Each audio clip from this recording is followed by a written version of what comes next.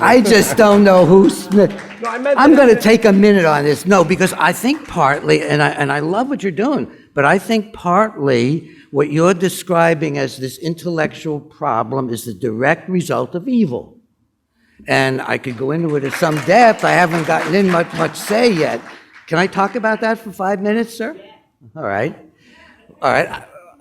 As I mentioned earlier, I was the chief expert for all of the Prozac suits, and about 150 or 60 of them against Eli Lilly.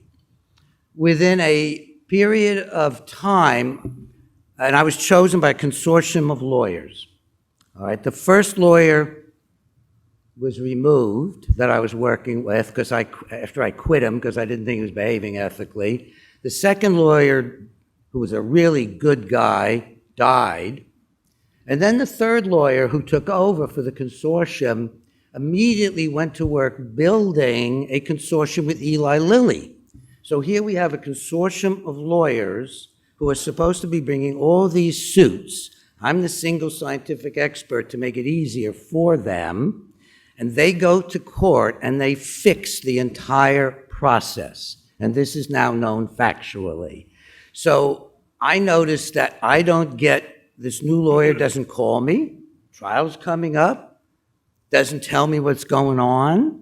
Usually for a petty trial, I'd spend a half a day reviewing the notes that we're going to, what we're going to go over in the trial. My wife, very early on, Ginger, says, honey, this is fixed. This entire thing is fixed. I don't believe that, honey. I get to the trial, and I'm not in the same hotel with the lawyer that's supposed to be on my side. We're working together. It's a mass murder. It's related closely to Prozac, very closely. And they're not in the same building with me. They're in the same building with Eli Lilly's lawyers across town. My testimony gets delayed not for reasons these guys wanted. And so I have a day off. So I insist on going to the law house, the offices of the lawyers who are supposed to be preparing me. I find 40 depositions I haven't been told about. I find a whole outline of the case by Lilly, which has been distributed, that I haven't been told about. And up to the last minute, these lawyers don't interview me and prepare me for my testimony. So if you watch the video, I'm asking and answering my questions. And I actually confronted him about this at the table of these guys. I said, what are you doing? So they asked me, we'll ask you a question. These are the lawyers I'm supposed to be working with. So when the trial is over, I feel like quitting and just giving up in this work. And then I find out that the judge has discovered the thing was fixed. He didn't know how far back the fix went, and the trial was overturned. There is evil. Now, at the same time, and I don't think I mentioned this to you, during the depositions that I was going through, I don't know what drug company might have done it, but we all got sick in my house. And we were going to doctors, and then finally a plumber who happened to go downstairs for something said, do you know what's going on in your basement? Do you know the chimney for your furnace and the chimney for your hot water heater are removed and hidden in a corner? And we had been going to doctors. The kid, my wife and my daughter were much sicker than me because my office was above ground and theirs was above the basement. Now, I could go on and on about the cheating and lying that goes on inside, and I'll name, I won't bother naming them. I've written about it in my books. I've lectured about it. When these companies find out that their drugs are hurting somebody, they build a committee to PR it and to reject it. You try to get an article published that's critical, and they show it to the drug companies, and on and on. If somebody's a critic, they offer them $100,000 a year to do any research they want. That happened to two of the people on my board. They didn't take the money. And at one point, I got offered $1 million through my attorney, but he wouldn't tell me from who. It goes on and on. Read the Bible. We live in a corrupt world. And I really like you guys. But I really do like you. Your work is great, and I don't want to take a thing away from it. But I've been inside these companies. I've been in product liability suits against Upjohn, against Johnson & Johnson, against Eli Lilly. And all you find is absolutely ignoring deaths from these drugs and everything. I think stop. we were talking in different... You want me to stop, I'll stop. No. I think we were talking about different contexts. Is there evil in the world? Obviously. I was trying to focus on a mechanistic process that's enough for all this machine to not work. But you brought up another side. Yeah, they're evil. But I wanted to focus on the mechanistic. The mechanistics... I don't think that's what drives it. What drives it is human avarice, which follows the money. The drug companies have so much money. They've got a quarter, last I read, of our budget. They are filthy rich. They build buildings in their own name on the campuses. They have professors in their own names. I don't think that we should just look at this and say it's the mechanism. No, nobody's saying it's just the mechanism. No, we all understand the problem from evil. We know that there's evil. We know that how from 2010, now you're getting me all started. I'd like to, because I think it's more real. I'll let you, no, there's reality on both sides. I think it's good to be comprehensive in our approach. And I'm not at all negating what you're saying. I completely concur. Okay, all right. And when it comes to lifestyle and research on food, 2010, there was a consensus gathering in Mexico as far as meat and dairy and egg and all these industries, and the fact that the decline in sales.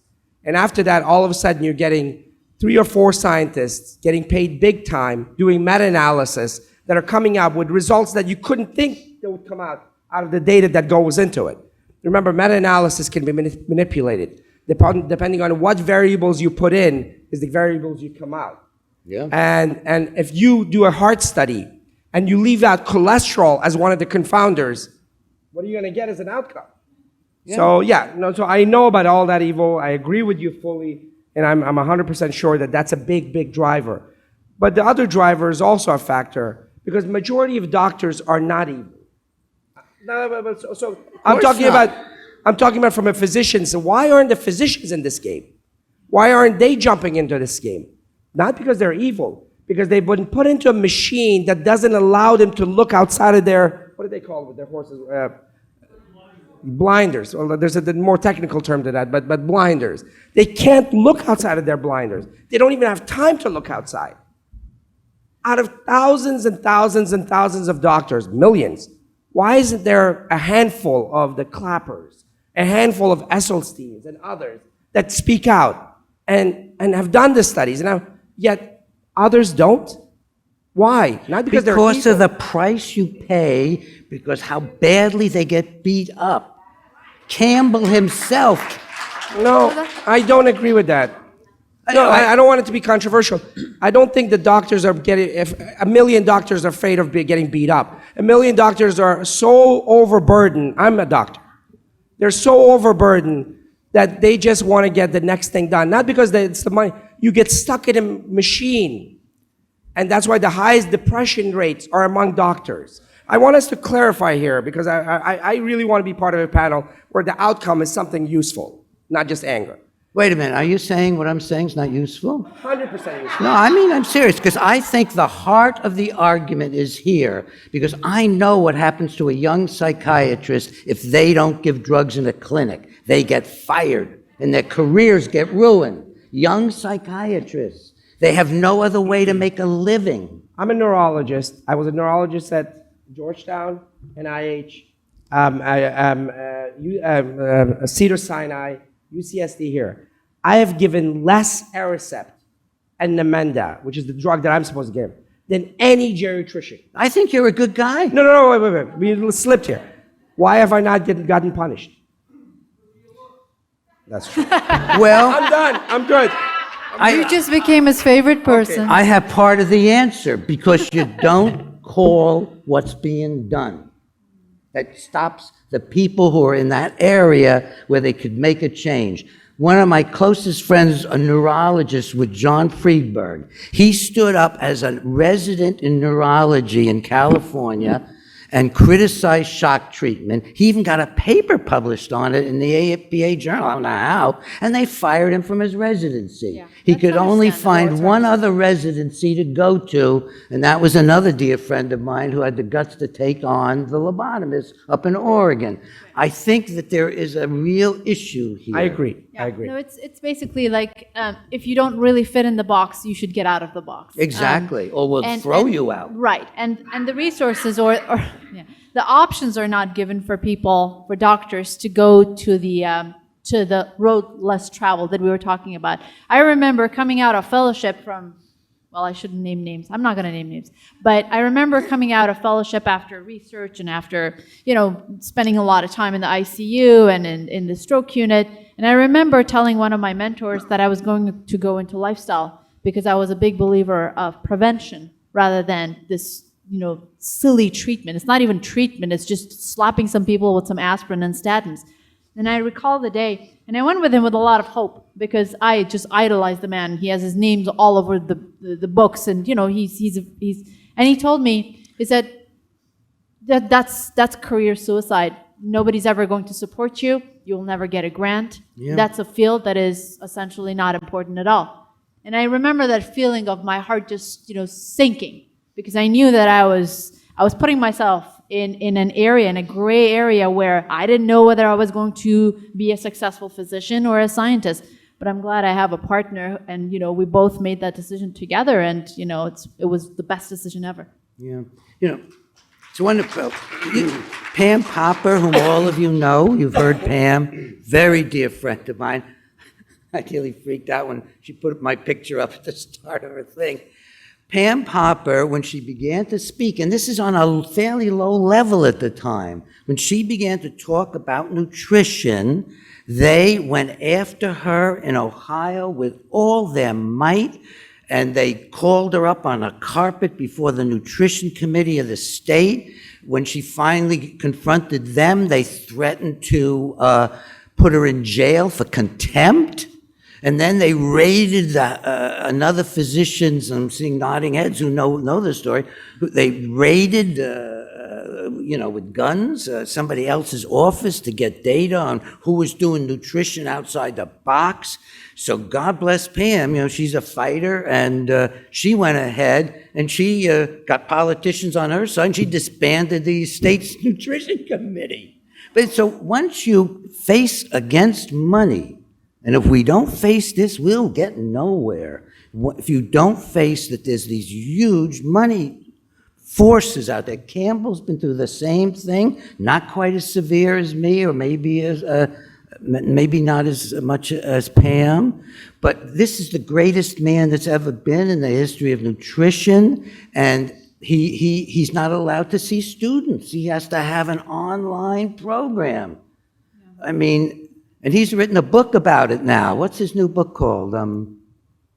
Oh gosh, it's Whole. His new book is Whole, W-H-O-L-E. And he gives some of the story of this, of what he's been through. And he started within the institutions. I started out, and they spotted me and really went after me early, and they didn't kill me. And that's changed a lot of the what the landscape looks like. There's a lot of other people doing what I'm doing now. I completely agree with you. Okay, I mean, the then things I'm that gonna you rest. and Dr. Colin Campbell and others went through, because, pioneers in the field, the iconoclasts at the beginning, they actually went through quite a bit. But things are changing, and especially for, my generation of physicians, I'll speak for myself.